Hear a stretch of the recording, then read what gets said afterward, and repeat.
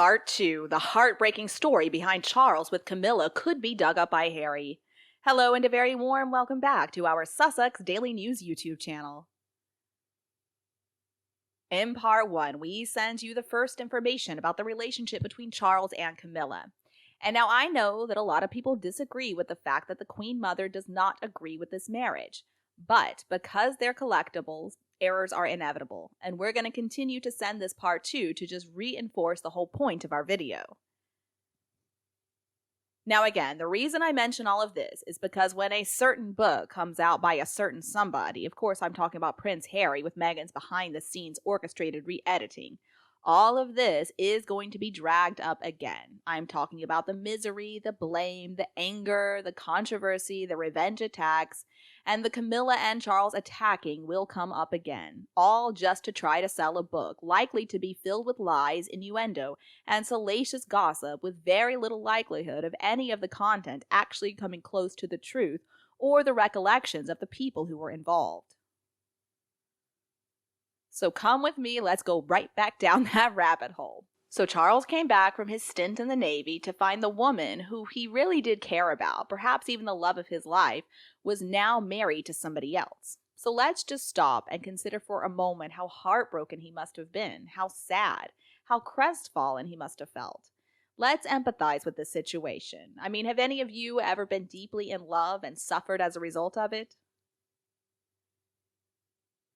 Who out there has never mourned the loss of the one that just slipped away right through your fingers? Who out there hasn't contemplated the bittersweetness of what might have been?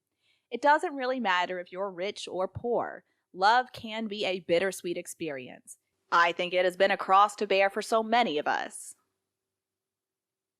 But that's just how life goes. So, what did you do when it happened to you? Well, you probably just picked yourself up, dusted those shoulders off, and got right back in it, just like the Frank Sinatra song goes. That's what we all do. Well, most of us anyway. Of course, some people just cannot get out of bed and they want to die. But most of us are too cowardly, in fact, to do anything to ourselves. So we have no choice but to get up again and just get back in the race. And that's exactly what Charles did. In the late 1970s, he still had contact with Camilla, but they were only friends. When Lord Mountbatten, to whom Charles was very close, was assassinated by an IRA bomb, he was so devastated by the loss of his relative, and Camilla really helped him through this difficult period. She was his confidant, she was his shoulder to cry on, just as was said of the Duke of Edinburgh many years later by the Queen. And so he just got on with things, just like the Duke of Edinburgh would have told him to do. He continued on with the business of being the Prince of Wales, of looking for a wife to ensure the continuation of the monarchy was a certain thing by siring children and continue with his life of service. He bent to the will of other people, and he also started seeing the Spencer granddaughters. So he chose Diana, he announced the engagement, and they got married in 1981. At the time, he was 33 years old and she was only 20. So we can speculate a lot when it comes to the attraction. Maybe he found her demure shyness appealing. Anyway, he went into that marriage with a determined commitment to make things work. He tried to love her with his whole heart, mind, and body. Just as much as Diana wanted personal happiness, so did Charles. He wanted a healthy family life. He wanted to make his parents happy, as well as the grand matriarch, the Queen Mother.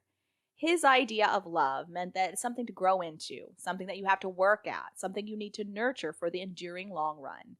He had a much more mature approach to love.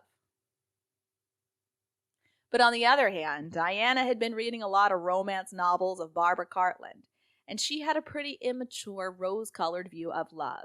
She was thinking of courtly medieval romancing and chivalry and boxes of chocolates and flowers all the time. Really all the window-dressed love of youthful naivete. And I mean, we can't really blame her for that. She had a pretty unhappy childhood. She had to witness the stormy marriage of her own parents. She grew up with feelings of being emotionally remote from them. She kind of felt lonely and like they didn't love her. So when the love of Prince Charles entered her life, she was a bit clingy. Now she was completely bowled over. At long last, she thought happiness had arrived for her, just like in a romance novel or a fairy tale. At the time, didn't the press even label it a fairy tale romance? Weren't women all over the world just gushing at how lucky she was?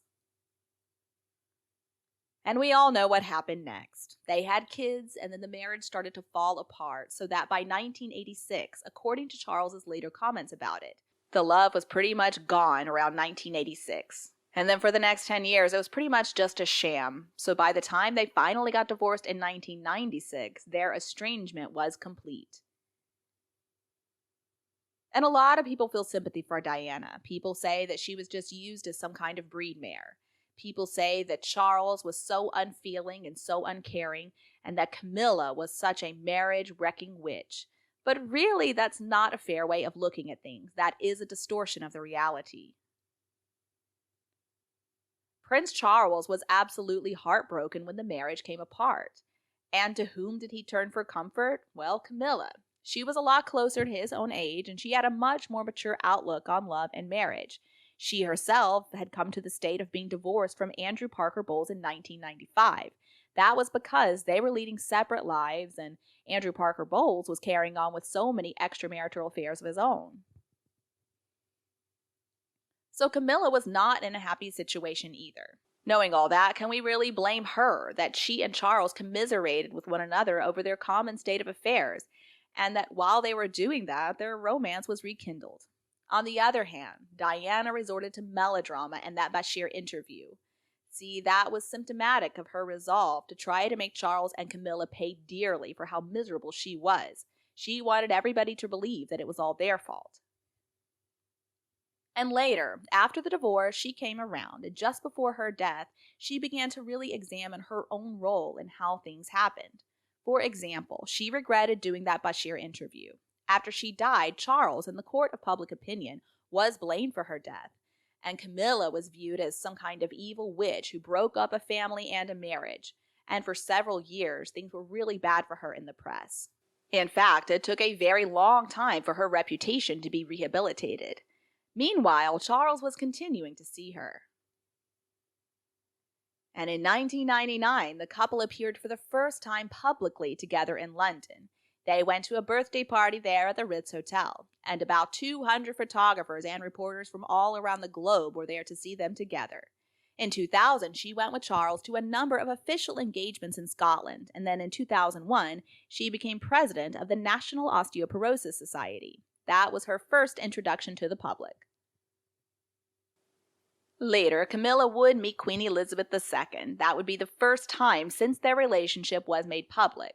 They were at the 60th birthday party of the former king of Greece, Constantine II, in 2000. And people interpreted this to be the seal of approval given by the Queen on Charles and Camilla's relationship.